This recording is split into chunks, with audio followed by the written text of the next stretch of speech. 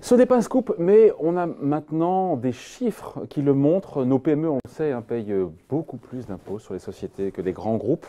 C'est ce qui ressort en tout cas de manière chiffrée dans une étude de l'Institut des politiques publiques. Bonjour Xavier. Bonjour David. Xavier Timbaud, économiste et directeur principal de l'OFCE. Alors on a toujours entendu, on le sait, que voilà, les PME croulent et payent beaucoup plus d'impôts sur les sociétés, notamment que les grands groupes. On a donc cette note de l'IPP, Institut des politiques publiques, qui le confirme, qui met des chiffres. Il n'y a pas beaucoup d'études sur le sujet. On a eu il y a très longtemps une étude du Trésor, je me rappelle, qui était sortie là-dessus. Mais il n'y a pas des masses non plus d'études qui donnent des chiffres pour bien dire voilà l'écart entre ce que paye, sachant qu'il y a le taux d'impôt sur les sociétés facial, et puis il y a le vrai taux d'impôt sur les sociétés, celui qui est payé, le taux réel, on va dire. Non ? Oui, alors enfin, il y a le taux facial qui est payé sur une base qui est définie comme étant les profits au sens de l'administration fiscale. Et puis ensuite, il y a ce qu'on pourrait appeler le profit au sens économique, ou le vrai profit, et donc qui définit une base qui est différente. Alors qui est différente parce qu'en particulier, il y a tout un tas de dispositifs d'exemption fiscale qui passent par le recalcul de la base. Ouais. Et donc, quand on utilise cette base... on va essayer d'être clair. Qui a un sens plus économique, ouais. On peut calculer effectivement un taux non facial, mais un taux dit implicite, d'impôt sur les sociétés, en rapportant l'impôt effectivement payé aux bénéfices économiques et pas donc fiscaux. Bon, on espère qu'on va essayer de ne pas perdre tout le monde. La réalité en tout cas, c'est qu'on le sait, il y a un gros écart, encore une fois, entre... Alors déjà, il y a plein de chiffres, on va essayer de ne pas en donner trop non plus. Taux facial en France de l'impôt sur les sociétés, 33 un tiers, même si c'est en train de baisser tout doucement. On est passé à 28. Et ça doit être à 25 en 2022. En 2022.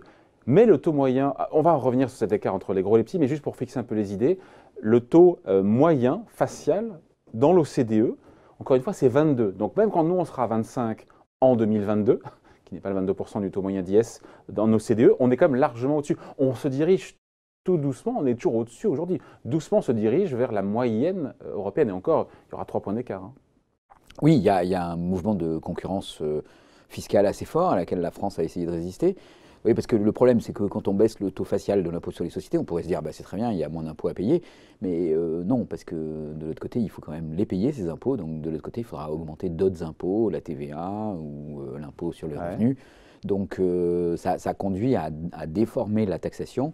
Et le mouvement très net qu'on observe en Europe et dans le monde, et à laquelle la France a fini par céder, c'est effectivement le mouvement qui consiste à réduire l'imposition sur les sociétés par la baisse des taux faciaux. Alors, pourquoi aujourd'hui, on entend toujours 33 un tiers, c'est plus la réalité. Aujourd'hui, on a combien?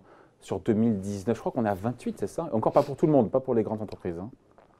Oui, là, vous me posez une colle. Boum, j'ai collé le timbre. Voilà, c'est bon, allez hop, 2 points pour moi. On peut passer à la suite. On est autour de 30 aujourd'hui encore. Oui, on est autour de 30. Il reste encore des dispositifs exceptionnels d'impôt sur les sociétés pour les grandes entreprises. Donc ça complique un peu le paysage. Mais ça, c'est le taux facial. Encore une fois, l'IPP nous dit le taux réel, le taux implicite, c'est bien qu'il l'appelle comme ça, taux réel, le taux effectif, c'est pas quasiment 30%. Encore une fois, c'est 21% en moyenne en France. Et après, on revient à notre sujet du jour, une fois qu'on a posé un peu le décor. Donc 21% déjà, le taux réel, ce qui est vraiment payé. Donc quand on dit en France, ouais, on est à 30%, on est largement au-dessus, en fait, le taux réel payé, en moyenne, c'est 21%. Oui, alors parce que quand on fait quand on fait les comparaisons internationales, il y a quelques facteurs à prendre en compte qui sont importants. Le premier, c'est qu'il peut y avoir des dispositifs de crédit d'impôt, donc qui viennent réduire l'impôt sur les sociétés. Donc vous calculez votre profit au sens fiscal, vous appliquez les 33%, ça détermine combien vous devez payer d'impôts, et ensuite vous avez des dispositifs qui viennent éventuellement réduire votre impôt. Donc déjà, il faut les intégrer dans le calcul de l'impôt sur les sociétés si on veut faire la comparaison avec d'autres pays. Ouais. Et puis ensuite, et c'est là où ça devient très compliqué, la définition de ce qu'on appelle les profits est spécifique à chaque pays. Donc c'est difficile de comparer, c'est ça? Et donc c'est assez difficile de comparer l'impôt sur les sociétés payé en France et en Allemagne. Le réel. Parce que, en fait, la même comptabilité transférée en Allemagne va conduire à calculer un profit au sens fiscal qui sera différent en Allemagne en appliquant les règles allemandes. Et donc le taux facial en Allemagne va être appliqué sur une base différente.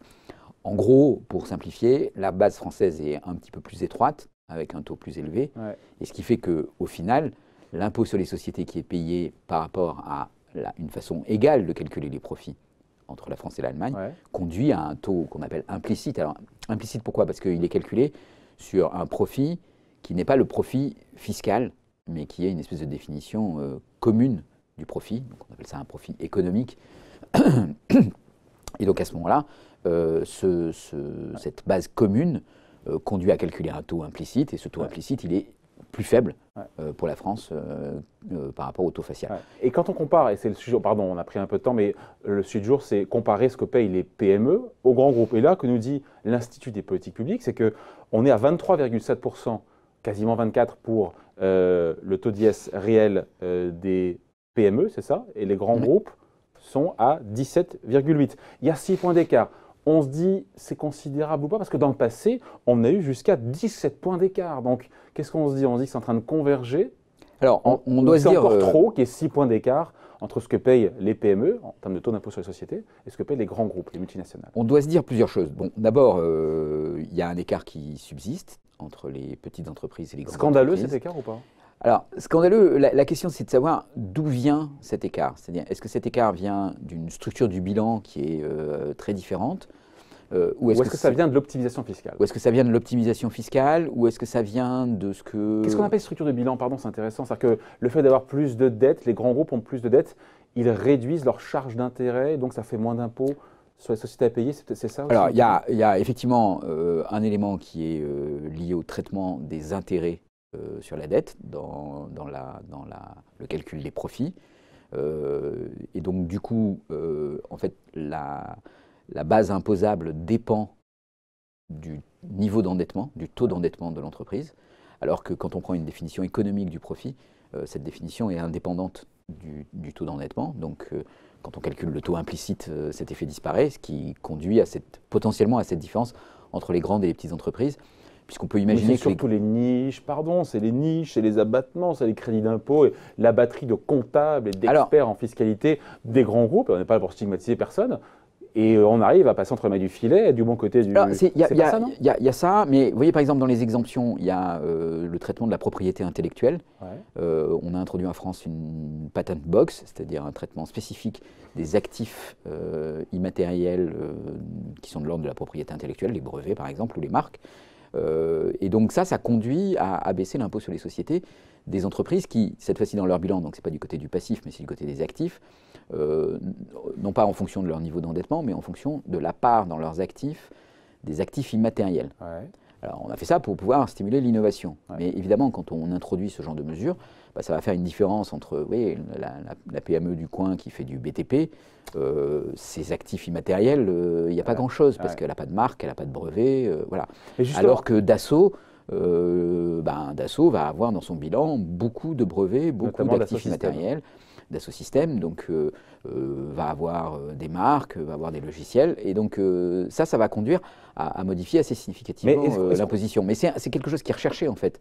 Oui, le jour où on a introduit une patent box, c'est précisément pour pouvoir stimuler l'innovation. Donc il ne faut pas s'étonner à la fin. En même temps, est-ce qu'on se dit pas, est-ce qu'on marche pas un peu sur la tête en se disant que on devrait avoir le contraire, des PME qui ont peut-être des taux plus bas parce que l'emploi en France se crée dans des PME. Il ne se crée plus les grands groupes aujourd'hui. On sait bien que 80% de leurs profits, d'ailleurs, ne sont pas réalisés en France. Et que non. Alors, est-ce qu'on n'est pas front renversé là? Oui et non, parce que alors il y a quand même un certain nombre de dispositifs qui expliquent pourquoi on paye moins d'impôts. D'abord, pour les toutes petites entreprises, le taux facial est quand même à 15%. Oui. Jusqu'à 30 000 euros de bénéfices. Jusqu'à 38 000 euros de bénéfices. Donc, vous n'allez pas me coller là-dessus, David. C'est plutôt moi qui vous voyez. Donc, je remarque le petit chiffre. Et nous sommes à égalité. Mais donc, pour les toutes petites entreprises, on a bien un impôt qui est plus bas payé. Et donc, c'est plutôt pour les entreprises intermédiaires, celles qui font des bénéfices de façon assez importante. Voilà. Alors, après, c'est un des résultats de l'IPP, c'est-à-dire qu'en fait, ils n'expliquent pas très bien. Ils n'arrivent pas à expliquer, et donc ils pointent un mystère, l'hétérogénéité des taux d'imposition qui sont payés, en disant on n'arrive pas à identifier pourquoi certaines entreprises en payent moins et d'autres en payent plus. Les raisons… Au sein d'un même secteur? Voilà. Non, même dans l'ensemble des secteurs. C'est-à-dire les raisons auxquelles on pourrait penser, la taille de l'entreprise, la part de la propriété intellectuelle dans son bilan, le fait d'avoir fait des bénéfices avant ou d'avoir fait des pertes avant plutôt et d'avoir bénéficié de reports à nouveau.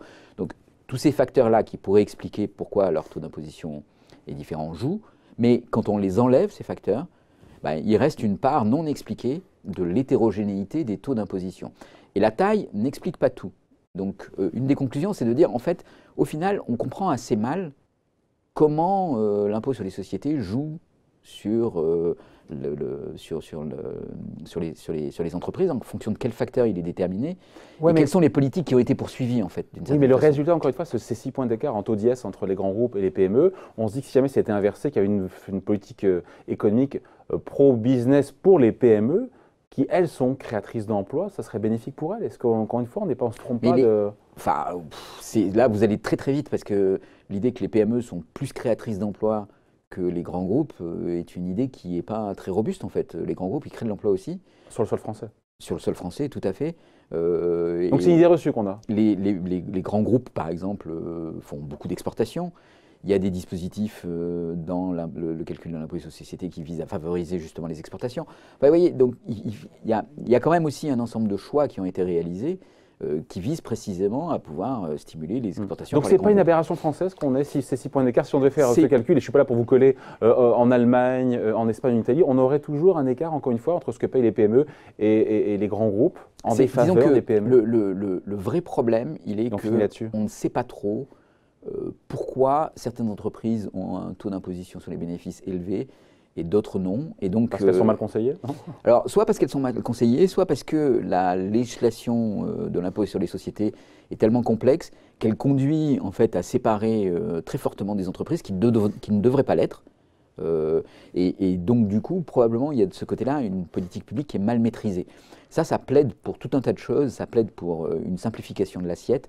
Ça plaide aussi probablement pour une uniformisation de l'assiette entre les pays européens pour éviter le low shopping, c'est-à-dire un des points, c'est que les grands groupes peuvent aussi mettre leur dette dans un autre pays de façon à optimiser leur impôt à ce pays-là. Vous voyez, par exemple, les intérêts sur la dette étant traités enlevés de la base fiscale, ça peut être intéressant de mettre sa dette en France quand vous avez des filiales en France et que vous êtes un groupe allemand.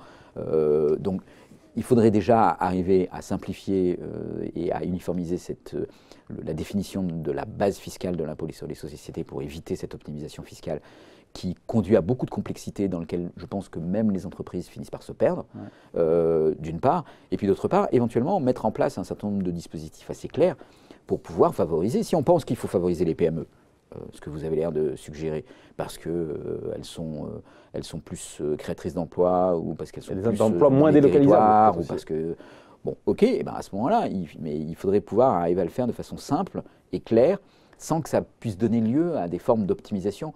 C'est toujours très compliqué, par exemple, la taille des entreprises, parce que on peut avoir des grands groupes qui sont composés de plein de petites entreprises et qui vont choisir de ne pas avoir une imposition consolidée et donc qui vont pouvoir arriver à optimiser de cette façon-là. Peut-être que ce qu'il faudrait viser, c'est surtout d'avoir une fiscalité neutre, c'est-à-dire que l'impôt sur les sociétés traite les sociétés indépendamment de leur taille, indépendamment de la structure de leur bilan, de façon neutre. Et ensuite, on a d'autres dispositifs qui vont, eux, chercher à favoriser. Tout un programme. Moi, je dis, un beau président. Voilà, avec sachant plaisir. on finit là-dessus, parce qu'il y a 10 secondes, les recettes fiscales liées à l'IS pèsent de moins en moins dans le budget de l'État, dans les recettes fiscales, dans le PIB. C'est une tendance de fond, ça. Mais ça sera ça, c'est une tendance de fond. Mais je veux bien être président. Vous avez des tendances démocratiques un peu à l'algérienne, voyons. Où on est président sans passer par les élections. Mais 5e mandat, on n'en est pas encore là, le 5e mandat. Quatrième mandat. Allez, merci Xavier Timbaud, donc économiste et directeur principal de l'OFCE. Merci Xavier. Merci David.